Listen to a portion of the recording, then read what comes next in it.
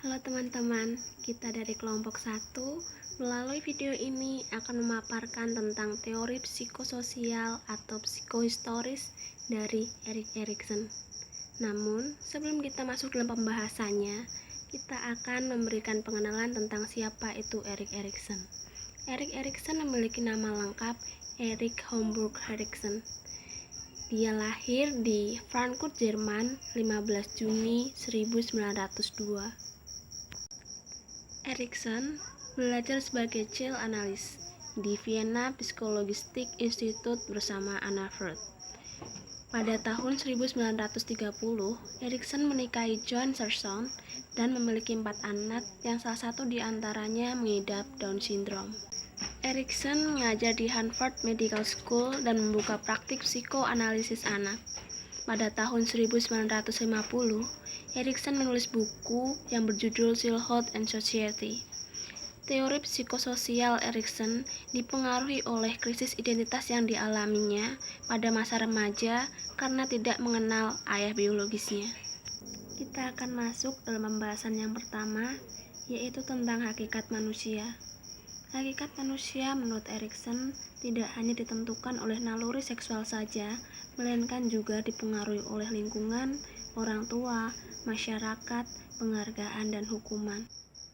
Selanjutnya, kita akan melihat pemahaman Erikson tentang ego. Ego merupakan struktur penyatu dan kekuatan yang merekatkan berbagai aspek atau dimensi fungsional psikologis. Ego bukan hanya sebagai mediator antara id dan superego, namun ego juga berfungsi sebagai pemelihara identitas. Kemudian kita masuk dalam struktur kepribadian. Struktur kepribadian ada 3. Yang pertama, ego otonomi fungsional, kemudian ego kreatif atau kualitas ego, dan yang ketiga ialah faktor sosial atau faktor historis. Pertama, ego otonomi fungsional. Ego ini merupakan ego yang berfokus pada penyesuaian terhadap realita yang terjadi. Kedua, ego kreatif. Ego yang menemukan kreativitas dalam memecahkan suatu permasalahan dalam hidup. Ego ini bereaksi dengan cara melakukan kesiapan batin serta melihat peluang yang disediakan oleh lingkungan sekitar. Menurut Erikson, ego yang sempurna ialah ego yang mencakup faktualitas atau berdasarkan dengan fakta, ego yang universalitas, sadar dengan alam semesta, dan ego yang aktualitas atau dinyatakan dalam tindakan nyata di kehidupannya. Adapun beberapa aspek ego yang saling berkaitan, antara lain body ego, yaitu gambaran tentang fisik suatu individu. Kemudian ego ideal, yang merupakan gambaran konsep diri suatu individu. Terakhir, ego identity, yang merupakan identitas diri suatu individu dalam bermasyarakat. Struktur kepribadian yang terakhir ialah faktor sosial atau pengaruh masyarakat.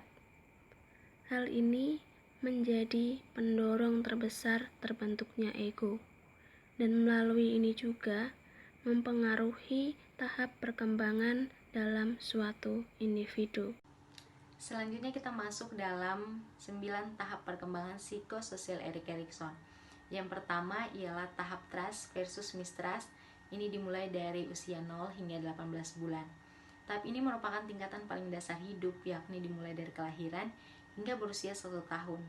Bayi yang baru lahir cenderung sangat bergantung kepada orang yang mengasuhnya. Bayi sangat membutuhkan asupan makanan dan juga rasa kasih sayang dari sang pengasuh. Jika kebutuhan ini terpenuhi, maka bayi akan memiliki rasa aman dan nyaman dalam dirinya dan juga membentuk rasa kepercayaan kepada orang yang mengasuhnya. Namun jika sebaliknya, rasa aman dan nyaman tidak akan dimiliki dalam diri bayi tersebut, dan yang menjadi fokusnya ialah bayi tidak akan memiliki rasa kepercayaan kepada orang yang mengasuhnya.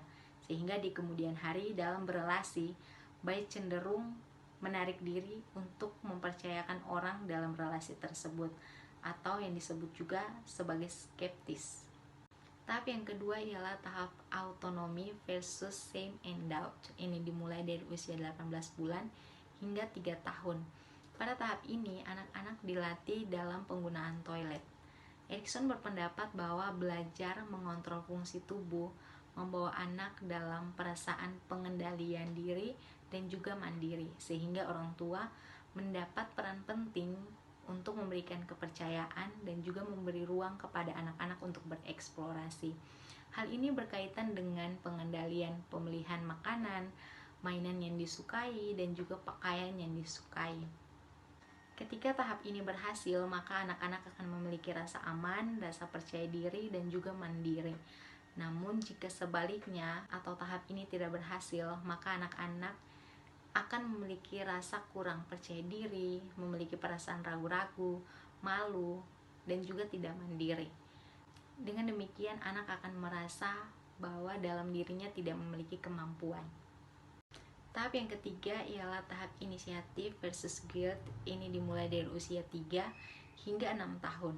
Tahap ini usia anak prasekolah mulai memantangkan berbagai kemampuan, diantaranya ialah kemampuan motorik, kemampuan berbahasa, dan kemampuan mengeksplorasi lingkungannya baik secara fisik maupun sosial, dan juga mengembangkan inisiatif dalam bertindak. Apabila orang tua selalu memberikan hukuman terhadap dorongan inisiatif anak, maka anak akan memiliki rasa bersalah dalam mengambil tindakan. Namun inisiatif yang berlebihan juga tidak dapat dibenarkan karena anak akan mengembangkan rasa ketidakpedulian kepada bimbingan dari orang tua. Sebaliknya, inisiatif yang terlalu sedikit juga dapat mengembangkan rasa ketidakpedulian terhadap anak. Tahap yang keempat ialah tahap industri versus inferiority. Ini dimulai dari usia 6 hingga 12 tahun. Pada tahap ini, anak sudah terlibat dalam interaksi sosial dan mulai mengembangkan perasaan bangga terhadap identitasnya. Kemampuan akademik anak yang sudah memasuki dunia persekolahan akan mulai berkembang dan juga interaksi sosial di luar lingkungan keluarga. Dengan demikian, orang tua dan juga guru mendapat peran penting dalam mendukung anak dan memotivasi anak sehingga anak memiliki perasaan kompeten untuk mencapai pengalaman baru. Sebaliknya, pengalaman kegagalan dan kurangnya dukungan dari orang tua dan juga guru dapat menjadikan anak rendah diri dan juga memiliki rasa tidak kompeten dan produktif. Tahap yang kelima ialah tahap identity versus identity confusion. Ini dimulai dari usia 12 hingga 18 tahun. Pada tahap ini, remaja mulai memilih dan merumuskan peran tertentu. Remaja membutuhkan relasi yang baik dengan sebaya dalam pengembangan identitasnya. Remaja akan mulai bertanya siapa dirinya, ide atau objek apa yang menggambarkan cara berpikirnya. Identitas diri yang terbentuk pada remaja akan menghantarkannya pada masa awal dewasa yang penuh kepastian dan percaya diri. Namun, jika lingkungan tidak memberi dukungan pada pengembangan identitas diri dari si remaja, maka ia akan sulit mendapatkan peran tertentu, sehingga memungkinkannya untuk mengembangkan identitas yang keliru, atau yang disebutkan Erikson sebagai kebingungan peran. Tahap yang keenam ialah tahap intimacy versus isolation. Ini dimulai dari usia 19 tahun hingga 35 tahun atau yang disebut sebagai awal masa dewasa. Dalam tahapan ini, individu mulai proses perkembangan baru, yakni berupa pembentukan hubungan dekat dengan orang lain, baik secara jenis kelamin yang sama atau berbeda. Menurut Erikson, dalam hubungan ini terdapat komitmen antara individu yang satu dengan individu yang lain, sehingga dapat membuahkan hubungan yang bermakna dan hubungan yang hangat. Untuk memasuki hubungan ini, individu harus memiliki landasan, yakni rasa percaya diri dan identitas diri yang jelas. Nah, bila individu yang gagal dalam membangun hubungan intim, hal ini akan berakibatkan pada munculnya rasa keterasingan dan rasa kesepian. Tahap yang ketujuh ialah tahap generativity versus stagnation. Ini dimulai dari usia 35 hingga 64 tahun. Tahap ini merupakan tahap kedua dari perkembangan kedewasaan. Normalnya orang-orang yang berada pada tahap ini ialah orang-orang yang sudah mapan. Kemajuan karir, kemajuan rumah tangga yang telah dicapai oleh seseorang memberikan seseorang perasaan untuk memiliki tujuan. Namun jika seseorang tidak merasa nyaman terhadap alur kehidupannya, dia akan cenderung memiliki perasaan menyesal terhadap apa yang dia lakukan di masa lalu, sehingga merasa hidupnya mengalami stagnation. Karena manusia matang dibutuhkan dan kematangan dari seseorang membutuhkan bimbingan dan dorongan dari apa yang sudah dihasilkan dan apa yang harus dijaga. Tahap yang ke-8 ialah tahap integrity versus despair. Ini dimulai dari usia 65 hingga 70 tahun. Pada tahap ini, seorang akan mengalami flashback terhadap alur kehidupannya, dan dia juga berusaha untuk mengatasi setiap permasalahan atau setiap persoalan yang tidak dapat diselesaikannya. Jika seorang berhasil untuk melewati masa ini, maka ia akan mendapatkan kebijaksanaan. Tetapi jika tidak, maka yang didapatkannya ialah rasa putus asa. Sebab dalam fase ini, manusia dituntut untuk beradaptasi dengan hal-hal yang terjadi dalam hidupnya. Tahap yang ke-9 ialah tahap despair versus hope and faith. Ini dimulai dari usia 70 hingga ke atasnya. Pada tahap ini terjadi penurunan fungsi kerja tubuh pada seseorang, sehingga mengakibatkan munculnya perasaan pada diri sendiri. Karena penurunan fungsi kerja tubuh pada seseorang, sehingga ia membutuhkan perawatan dan perhatian yang lebih dari lingkungannya. Pada tahap ini juga, seseorang tertarik pada hal-hal yang transenden dan kebijaksanaan. Selanjutnya kita akan membahas agama dalam pemikiran Erik Erikson. Agama dalam pemikiran Erik Erikson, satu sisi dia tidak menyetujui apa yang disampaikan oleh Sigmund Freud, bahwa agama adalah gangguan jiwa berkelompok. Namun di sisi lain, Erik Erikson menyetujui apa yang disampaikan oleh Sigmund Freud, yakni beberapa pengajaran yang sering dipakai orang untuk jiwa kekanak-kanak. Dalam hal ini, mengikat diri pada janji-janji yang ilusi. Nah, dari sini Erikson menyampaikan bahwa agama sangat dibutuhkan atau sangat diperlukan dalam hidup karena ada banyak hal yang tidak diketahui, ada banyak hal yang tidak dipahami tanpa kepercayaan dan pengharapan. Ibaratkan orang bersiul dalam kegelapan atau mencari kebahagiaan pada hal-hal yang tidak nampak. Sehingga agama diperlukan pada diri seseorang atau menjadi fokus pada super ego seseorang terkait dengan bagaimana memotivasi diri seseorang, bagaimana mendukung diri seseorang, dan juga menjadi sistem moral bagi seseorang. Selanjutnya kita akan membahas agama dalam pemikiran Erik Erikson. Agama dalam pemikiran Erik Erikson, satu sisi dia tidak menyetujui apa yang disampaikan oleh Sigmund Freud, bahwa agama adalah gangguan jiwa berkelompok. Namun di sisi lain, Erik Erikson menyetujui apa yang disampaikan oleh Sigmund Freud, yakni beberapa pengajaran yang sering dipakai orang untuk jiwa kekanak-kanak. Dalam hal ini, mengikat diri pada janji-janji yang ilusi. Nah, dari sini Erikson menyampaikan bahwa agama sangat dibutuhkan atau sangat diperlukan dalam hidup karena ada banyak hal yang tidak diketahui, ada banyak hal yang tidak dipahami tanpa kepercayaan dan pengharapan.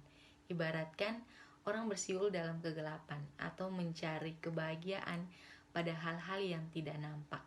Sehingga agama diperlukan pada diri seseorang atau menjadi fokus pada super ego seseorang terkait dengan bagaimana memotivasi diri seseorang, bagaimana mendukung diri seseorang, dan juga menjadi sistem moral bagi seseorang.